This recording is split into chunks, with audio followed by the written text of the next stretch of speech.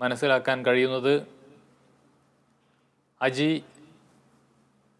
ഖബറടക്കമടക്കമുള്ള കാര്യങ്ങൾ, അതിനുള്ള ചടങ്ങുകൾ പുരോഗമിക്കുകയാണ്.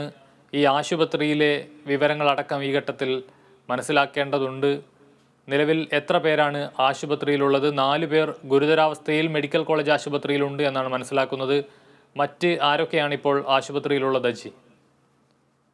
കമലേഷ്, മരണപ്പെട്ടത് 22 പേർ ആശുപത്രിയിൽ ഉള്ള, അതായത് ആകെ 37 പേരാണ് ഉള്ളത്. അതിനകത്ത് 22 പേർ മരണപ്പെട്ടു. ബാക്കിയുള്ള 15 പേർ ആശുപത്രിയിലാണ്. അതിനകത്ത് 4 പേരുടെ നില ഗുരുതരമാണ് എന്നാണ് നമുക്ക് ഇപ്പോൾ അറിയാൻ കഴിയുന്ന.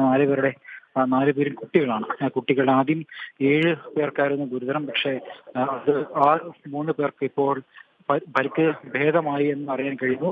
ബാക്കിയുള്ള 7 പേരുടെ നില ഇപ്പോൾ 4 പേരുടെ നില ഗുരുതരമായി ഇപ്പോൾ തുടരുകയാണ്.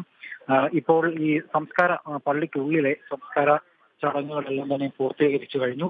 ഞാനിപ്പോൾ ഉള്ളത് ഈ അരയൻ കടപ്പുറത്തെ പള്ളിയിലാണ് ഞാൻ ഇപ്പോൾ ഉള്ളത്. ഇവിടെ ഈ പ്രാർത്ഥനാ ചടങ്ങുകളെല്ലാം തന്നെ പൂർത്തീകരിച്ചു കഴിഞ്ഞു. ഇനി ഈ ഓരോ ആളുകളുടെയും ഖബറടക്കുന്ന ഒരു ഇതാണ് നടക്കുന്നത്. അതിപ്പോൾ ഇപ്പോഴും നടന്നുകൊണ്ടിരിക്കുകയാണ്. ആ പ്രാർത്ഥനാ ചടങ്ങുകളെല്ലാം പൂർത്തീകരിച്ചതിന് ശേഷമായിരിക്കും ഈ ഒരുമിച്ച് ഈ 11 പേരെയും ഖബറടക്കുന്നത്. അജി, ഇപ്പോൾ പ്രാർത്ഥനാ ചടങ്ങുകൾ പൂർത്തിയായിട്ടുണ്ടോ? Thank you.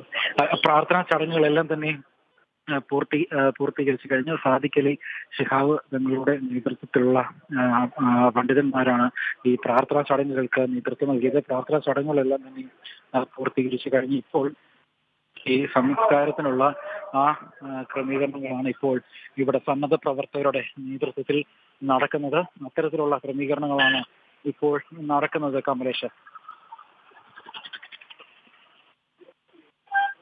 ഇപ്പോൾ ഒരു കുടുംബത്തിലെ 11 പേർ മരണപ്പെട്ട സംഭവത്തിൽ അവരുടെ സംസ്കാര ചടങ്ങുകളടക്കം ഖബറടക്കമടക്കമുള്ള